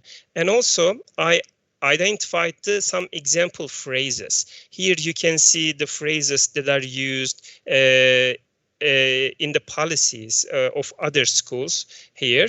And then based on this data, we created a tool, an automated tool, a website. Now I will show you the website that we created. You can see the login page here. The schools will sign up here, register here, and they will have an account, and then they can log in. We have a demo account here. Let me show you. Okay, so this is the interface of our tool. You can see the sections that we identified with Shiva and Zinat. These are the chapters of academic integrity policy, and this policy, this tool will help teachers step by step how to write their own academic integrity policy. Let me quickly introduce each section to you, and here you will see the cover page. They will write their school name here. They will upload their school logo and policy name and the effective date here. We put the effective date because we want to encourage them to revise their policy by setting an effective date of the policy here. Okay, in the chapter 1 is the introduction part here. There will be information about school and their vision and mission statements. Here you can see the instructions about how to write this section. And chapter 1 is the statement of philosophy section. Now, here in this section, you can understand better what we are trying to do. For example, let's say the teachers will write their attitude, the school's attitude towards academic integrity. Here, there are the instruction. The topics here comes from the second thematic analysis.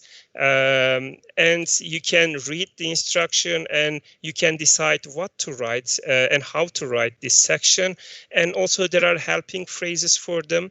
These phrases, they can use these phrases. These phrases will help us to write this section. And here in this part, they can see some sample extract from the other schools. For example, Bonita High School in US wrote this section like this, or British International School in Istanbul wrote this session like this. So there are lots of examples from other schools, and for each section, they will have these information to write their school.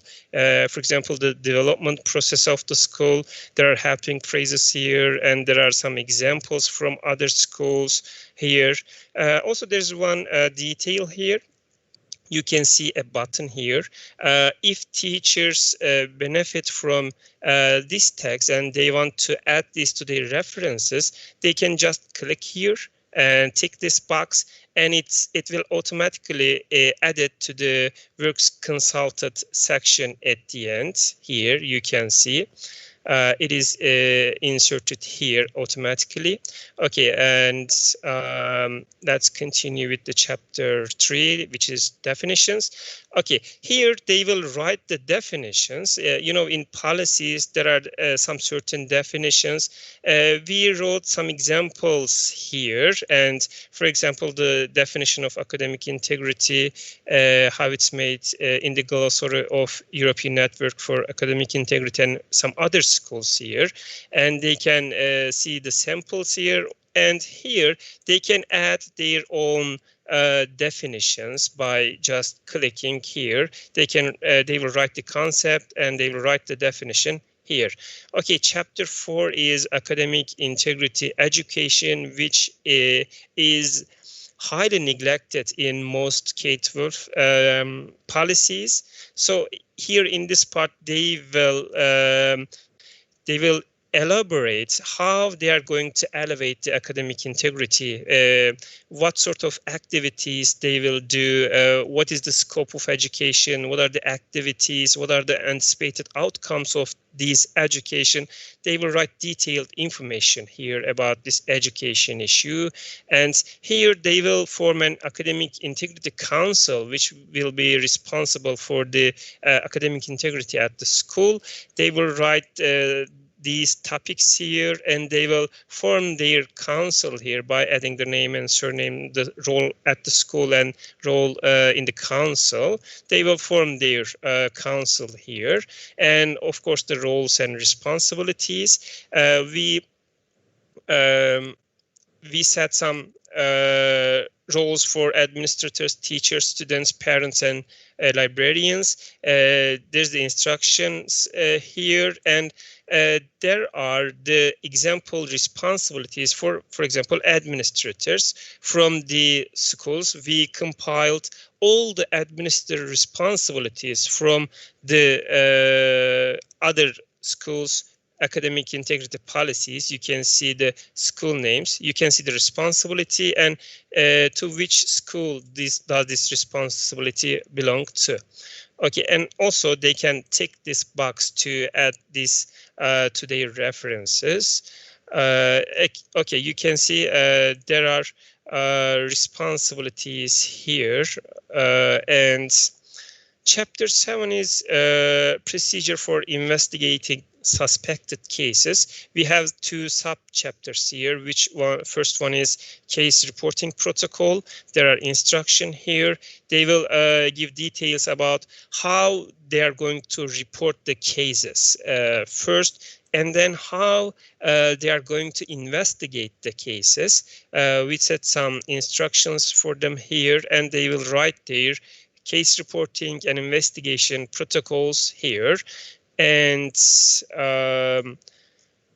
violations and sections parts. Okay, in our policy corpus, we identified all the violation types here. You can see the violation types here, and when they click on them, they can see some example situations. For example, for the collusion, there are 2 example situations. You can see in which school these are. They can also add new example situations here by clicking here, or they can delete these parts. For example, let's say that they may say that we don't have contract cheating. We don't think that there will be contract cheating in our school. They may delete this part completely by clicking here, or they may add new violation type or example situation here. So briefly here in this part, they will identify the potential violations of academic integrity in their settings. And in the sections, these are the sanctions that are present in the academic integrity policies of other high schools. You can see here. Again, they can delete these sanctions, or they can add new sanctions here. And here they will decide the level of the sanction, level 1, level 2, or level 3 sanction, depending on the severity of this sanction. And here attribution table will be created automatically, and they will here they will decide which level sanction will be imposed to which violation type. And for example, for collusion violation type, and if something like this happens, they may say that we will impose a level 1 sanction in the first offense, and for the subsequent offenses, we will impose level 3 sanction. So we will, after completing the writing process, the website will create a PDF file of the policy, and this part, the part you see will sit a table like this in the policy. There will be level 1, level 2, and level 3 sanctions here, and they will be violation types, some example situation, and which level sanction will be imposed. Here they will write, it will be automatically written level 1 for this sanction. Okay, and let me find it. Okay, and chapter 9 is the restorative justice process. Actually, this chapter reflects the formative nature of the policy, along with the academic integrity education here. We wrote the descriptions about how they are going to handle the restorative justice process, and they can see how the other schools handle this issue, and they will write their own process here. And chapter 1, some other details about the policy. When they are going to review and revise the policy, they will write here. And what are the connection of this policy with other policies or courses, they will write here. And who to contact with, who is the contact person of this policy, and who contributed to the development of the policy. And then we will have a frequently asked questions about the policy. They will write some simple questions and answers here to help their audience understand the policy better. And there will be appendices. They can write, they can add some appendices here, and works consulted part will be generated automatically, or they can add some new works which are not present here. And here they can see the progress bar about how much, what percentage is completed. And in the end, they will create a PDF of their policy, and they can use this PDF file as their academic integrity policy. Okay, this is the draft version of our policy tool. Now we are going to send this website to academic integrity experts and get their feedback. And we are going to we have a school, we are working with a high school here, and our teachers will write their policy using this tool, and we will also get their feedback about the coverage and usability of the tool.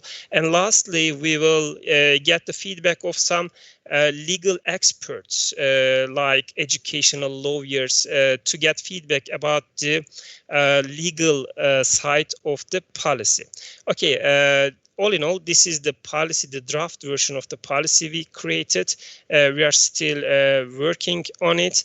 I hope it will make the policy writing process easier for schools, for teachers, and also we do hope that this tool will encourage all schools to write their own academic integrity policy, because we are at the end, they will have a policy with a fancy layout. We are going to let them to get their policy in a fancy PDF layout, and it will be a step-by-step guided tool for them.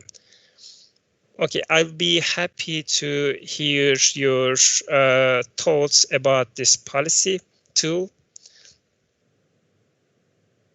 Okay, thank you, Özgür, for this good project. Indeed, I believe it will have significant contribution to the field. We believe that it is too late to focus on academic misconduct and to the promotion of academic integrity when students come to university.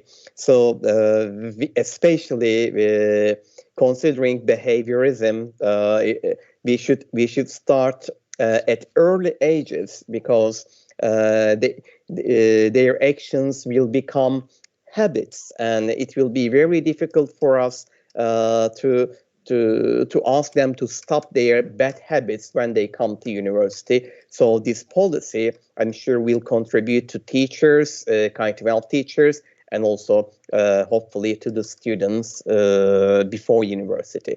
Thank you for introducing your tool. Okay, Sarah, would you have any comments about the tool?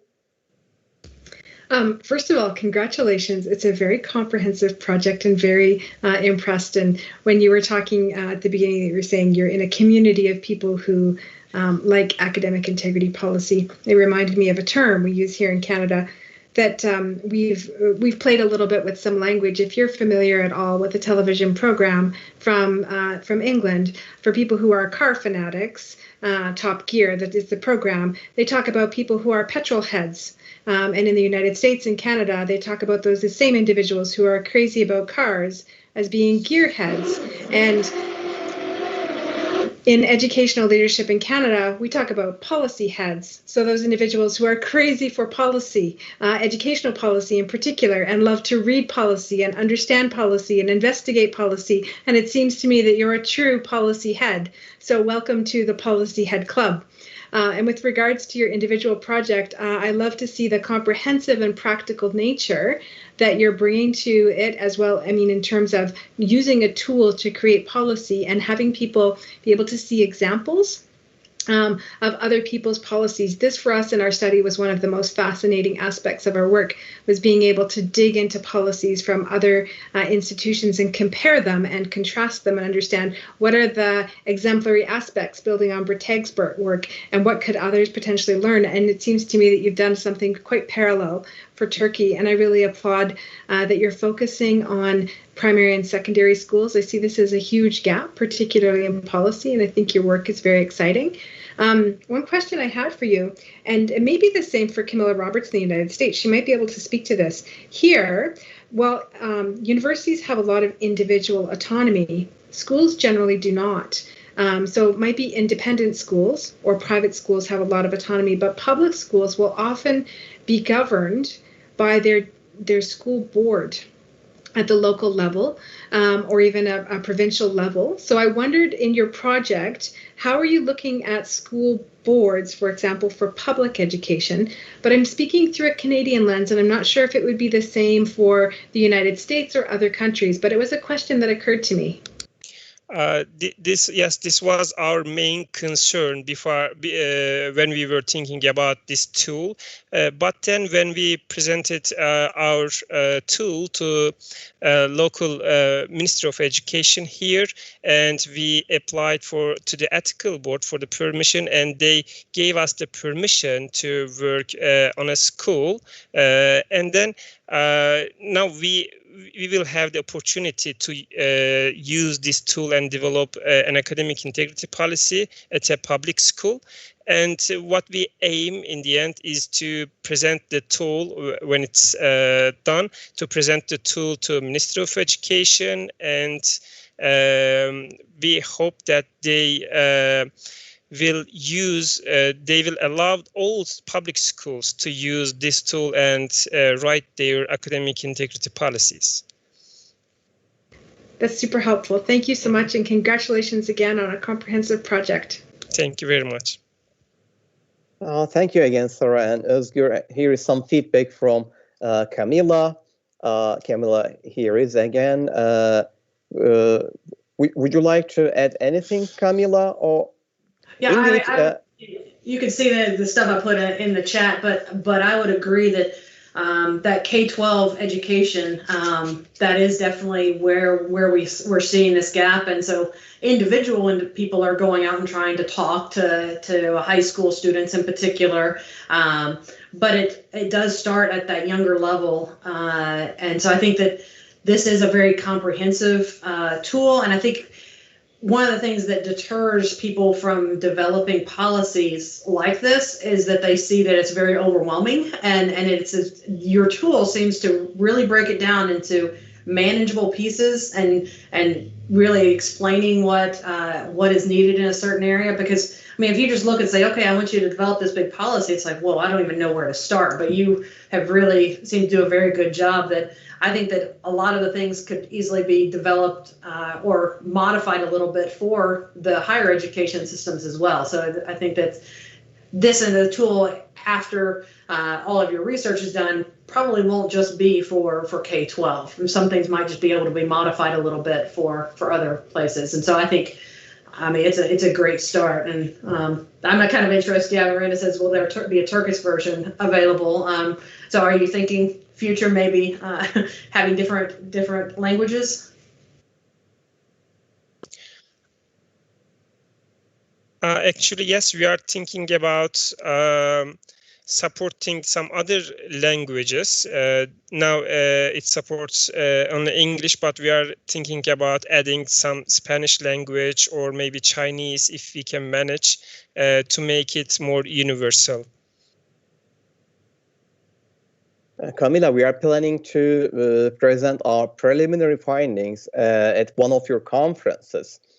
So once we have some feedback about the tool, it's going to be one of our priorities, because we know that at International Center for Academic Integrity, you are working on it. So we will retrieve reliable feedback from the experts in your center. Thank you. Thank you. Fantastic. Thank you, Camilla and Sarah, for your contributions to Özgür's tool.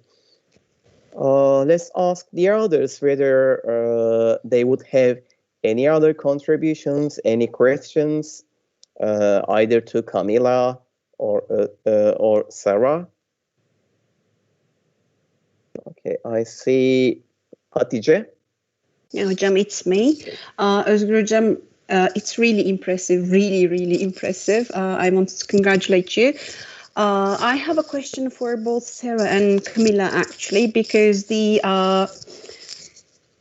organization of the universities at the national level at their countries kind of made me couldn't really understand the structure there. So I wanted to ask something. So you have mentioned that there is not a national governing body, so every university acts on their own, right? Is that something I got through? So every university they act alone without any...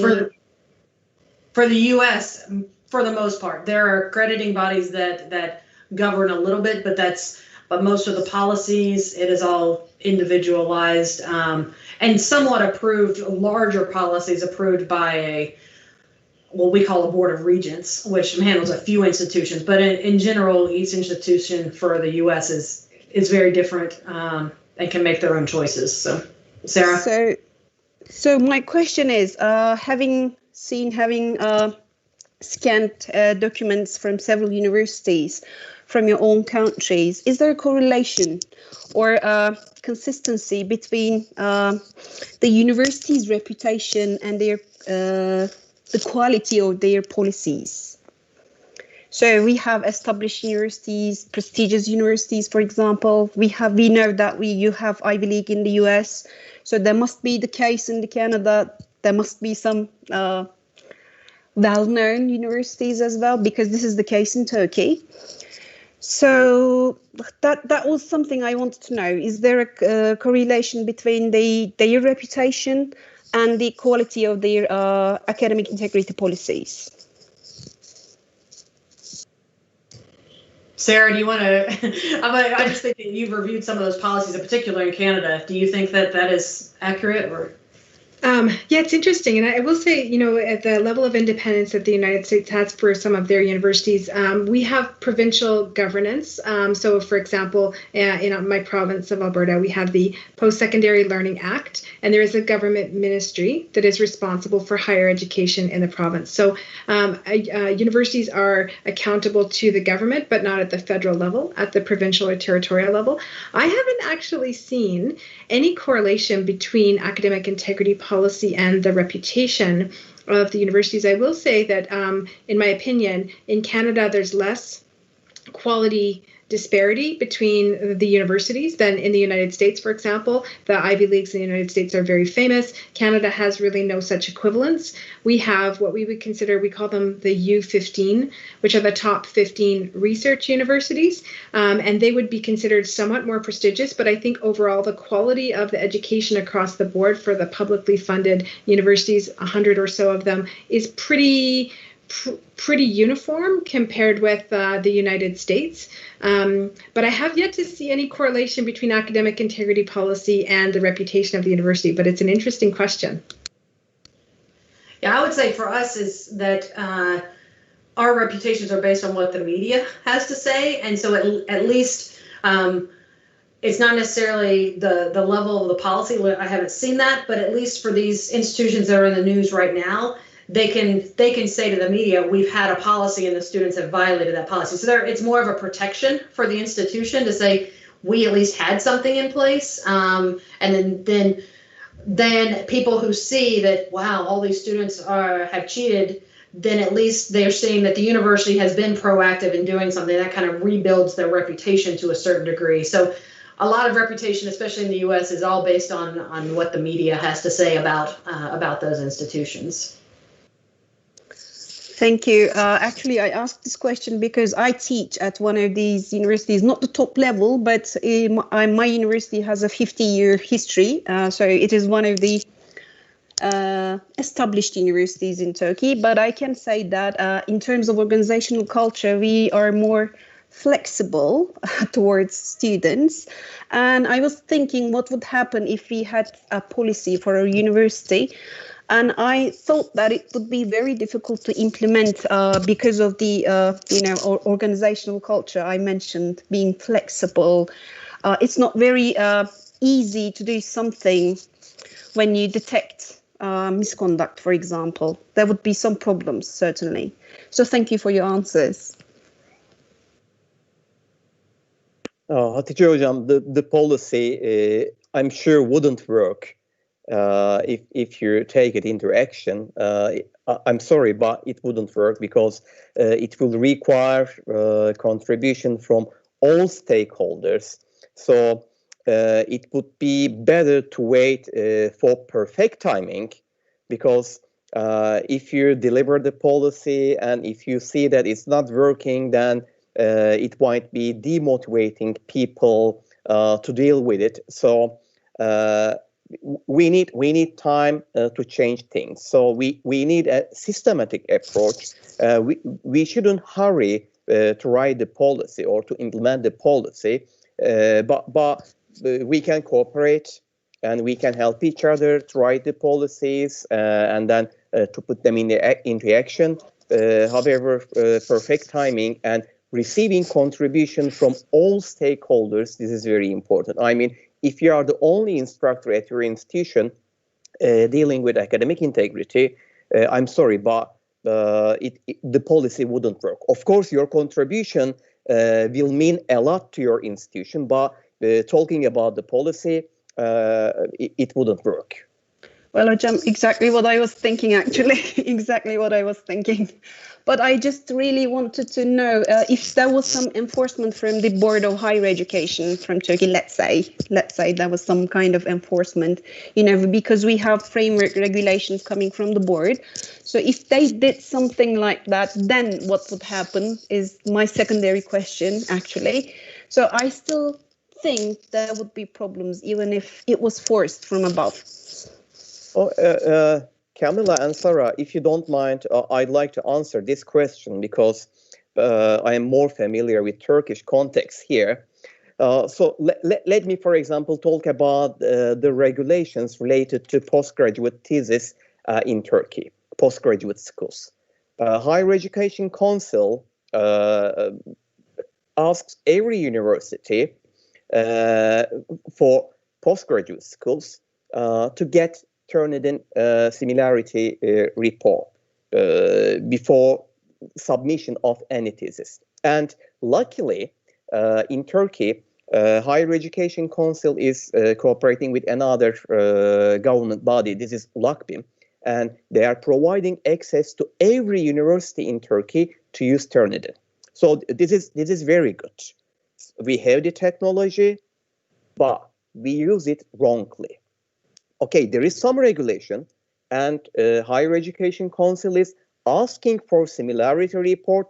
However, universities consider Turnitin similarity report as plagiarism report. So they wrongly use plagiarism and similarity interchangeable words. So that is the problem. So what do? They merely focus on numbers. They claim that if plagiarism, this is what they say. If plagiarism is lower than 20%, it is acceptable. So this is what we cannot accept in terms of academic integrity. So we should have a holistic approach. I mean, this is what happens when you force the policy into action before people are ready. So first, we need to educate people, we need to educate instructors, administrators, and we need to ask their contribution in the preparation of the policy. Otherwise, we will be facing with such problems. I hope you agree with me. Okay. Thank you, Jem. I do. I was not really very hopeful, actually, when I was asking the question, but I was just thinking, what if? What if? So thank you, Jem. Thank you all for your answers. Okay. So it's been more than 2 hours. We exceed our time. And I'd like to thank you for your time here, to you, Camilla, and to you, Sarah. Very special thanks for breaking your holiday time.